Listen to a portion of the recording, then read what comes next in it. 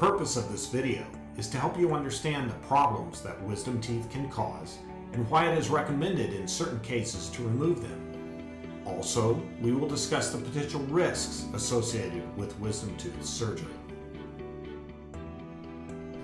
Hello, I'm Dr. Martin. Hello. Nice to meet you. I understand we're here to talk about Leah's wisdom teeth. Before we get started, I'd like to explain a few things. Wisdom teeth, which are also called third molars, develop in the back part of the upper and lower jaws. In ideal cases, wisdom teeth erupt into the mouth during the late teen years or early 20s. However, many people do not have enough room for the wisdom teeth to erupt, and they become crowded out, which is what we call impacted. Her wisdom teeth are not causing problems right now. Is it recommended that they be removed at this time? Sometimes. When impacted teeth are left in the mouth, they will often cause problems. A couple common problems are pain and infection. Also, even if the wisdom teeth are buried, they can become decayed.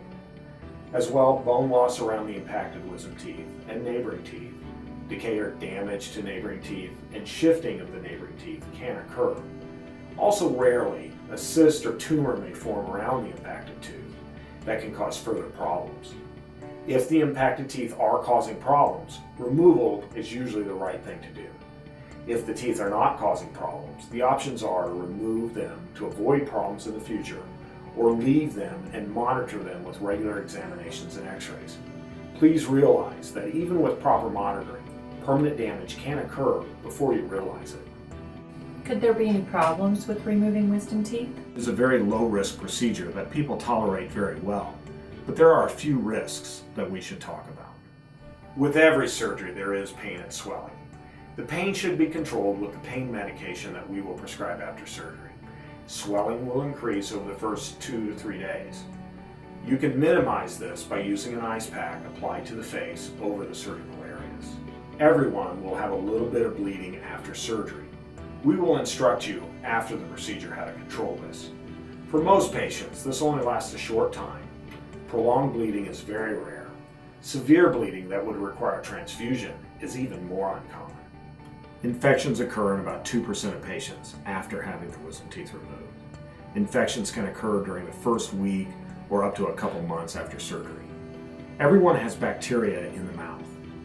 These infections are generally caused by the bacteria from the mouth. Usually these infections can be taken care of with a short course of antibiotics and simple drainage. Sometimes surgical drainage and removal of dead and infected bone is required in the most severe cases. After surgery, some patients will have cracking or abrasions in the corner of the mouth. Using a lip balm after surgery will help this condition be a bit more tolerable while it heals. Every now and then, a patient will have a small piece of dead bone, called a sequestrum, work its way through the gums at the surgical site. This can happen right away or down the road a few months. On their own, these usually just slough, but if it's bothersome, it may require evaluation and removal by your doctor. Nearly everyone has some stiffness of the jaws after surgery. This is called muscle splinting and is the body's way of limiting movement of a part of the body that is trying to heal. This will usually last for a week or two. If it lasts longer than that, your doctor may prescribe stretching exercises or physical therapy. Rarely is this prolonged. Rarely, patients develop popping or clicking of the jaw joints after wisdom tooth removal. However, this has been reported. Osteitis, also known as dry socket, occurs up to 20% of the time. This seems to happen when the blood clot that normally forms in the socket fails to form or is lost prematurely. The bony walls of the socket are then left exposed. Bacteria from the mouth can then colonize the bony walls and irritate the socket. This can lead to inflammation and pain. Uncontrolled pain during the first week after surgery is the main symptom of dry socket. This will heal on its own, but if the pain is intolerable, please call us so we can get you treated. Neighboring teeth, fillings, and crowns are also at risk when wisdom teeth are removed. Your doctor is aware of this risk and will take every precaution to prevent this. However, this is sometimes unavoidable. Allergic reactions can occur after taking any medication. This includes antibiotics, pain relievers, or even anesthetics. The most common sign of allergic reaction include rash, hives, and itching.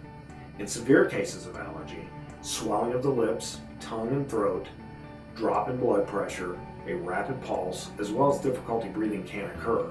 These are signs of a severe reaction and is an emergency. You should call 911 to get help right away. Everyone has sinuses on either side of the upper jaw. Sinuses are just air spaces. The upper wisdom teeth are generally close to the floor of the sinus. The floor of the sinus is this little white line that I'm tracing out right here. It kind of follows the roots of the teeth and up around the back side. Sometimes the roots of these teeth can grow up through the floor of the sinus. When a tooth like this is removed, it's like taking a cork out of a bottle. It can open a hole between the mouth and the sinus. When this occurs, we will repair the sinus opening. This will generally take care of the problem. If this repair does not work, further surgery may be needed. Numbness of the lower lip, chin, and tongue can occur. There is a sensory nerve that runs down through the lower jaw to provide the feeling to the lip and chin. I will trace that out here on your x-ray. As you can see, the wisdom tooth can come close to that nerve. This nerve is usually below or beside the roots of the lower wisdom tooth. The nerve to the tongue can run behind or over the crown of the lower wisdom tooth. Numbness occurs less than 1% of the time. Numbness occasionally occurs because the roots of the wisdom tooth can bruise the nerve during removal. For most patients, the nerve will heal and full feeling will return over the course of a few weeks to a few months. Very rarely do patients have permanent numbness. This is a bigger risk for patients with full root development and patients over the age of 40. If this occurs, we will follow the patient during healing. If healing is unusually slow or incomplete, a nerve repair procedure may be indicated. From time to time, the roots of the teeth will break while the tooth is being removed. We can generally retrieve broken root tips. However, it's not possible or recommended in every instance. Roots can be pushed into the sinus on the upper or onto the nerve on the lower. If there is a significant risk of this, your surgeon may decide to leave the roots in place. This will generally cause no long-term problems. Studies have shown about 4% of the root tips left will cause problems down the road and may require an additional procedure to remove them. A very rare complication with the removal of wisdom teeth is jaw fracture. Studies show that this occurs in 1 out of about 20,000 patients. If this occurs, further surgery may be needed to repair this. If you are a female and take birth control pills, taking any antibiotics can reduce the effectiveness of your birth control. This can lead to unexpected pregnancy. I would recommend that you use another means of birth control for 1 cycle after taking any antibiotic. I would like to go to sleep for the procedure. Is that possible? We have a couple of options for anesthesia. The goal of any anesthetic is to keep the patient safe and comfortable. We can do this awake with a local anesthetic injection to block the sensory nerve, or with IV anesthesia to relax you during the procedure. With local anesthesia, you will be numb and should not have any pain. However, you will feel pressure and vibration and will be aware of what's going on during the procedure.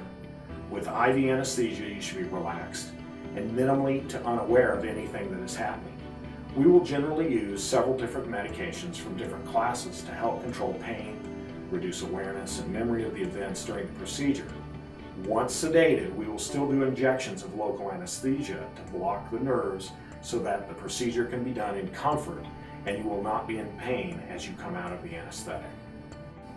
Are there any risks with anesthesia? I understand your concern. The risk of a fatal reaction with anesthesia is about 1 in a million, and we will use standard monitoring devices to keep you safe. We will use an EKG to monitor the electrical activity of the heart, a pulse oximeter to measure the heart rate and the percent of oxygen in the blood, and an automatic blood pressure cuff.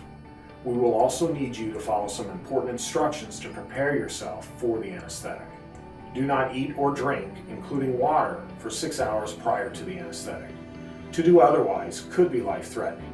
Some patients will become nauseated during anesthesia and throw up. Under anesthesia, patients can aspirate, which is to breathe stomach contents into the lungs. This can cause suffocation. Therefore, we want patients to have an empty stomach for anesthesia. However, it is important that you take most of your scheduled medications, including blood pressure medications antibiotics with a minimal sip of water. Also, it is required that you are accompanied to the office by a responsible adult. This person needs to be present with the car available at the office during the procedure. Listen to the post-operative care instructions, drive you home, and stay with you for about 5 hours while you recover from anesthesia. The day of surgery, wear loose and comfortable clothing with short sleeves. This will give an easy access to place monitors and an IV. If you wear contact lenses, you must leave them out for the anesthetic. Not all patients close their eyes during anesthesia. Contact lenses can dry out, stick to the surface of the eye, and damage the eye when they are ultimately removed. We ask that you remove any nail polish or acrylic nails. We find that these things block the signal from the pulse oximeter. The pulse oximeter is an important monitor that we will use to keep you safe during anesthesia. What can I expect after the procedure? You will have a few hours of numbness right after the surgery until the local anesthesia wears off. Everyone has some pain. It should be very controllable with the pain relievers that we will prescribe. You will have some swelling of the cheeks for a few days. You may want to use some ice during this time. The swelling will increase for the first 2 to 3 days, and then it will start to go down. Some patients also get bruising of the cheeks. You will need to take at least 2 days off of work or school. You will also want to be on a soft diet for the first 4 to 5 days. During recovery, if you have any questions or concerns, we're available 24/7 to discuss things with you or see you if that is needed.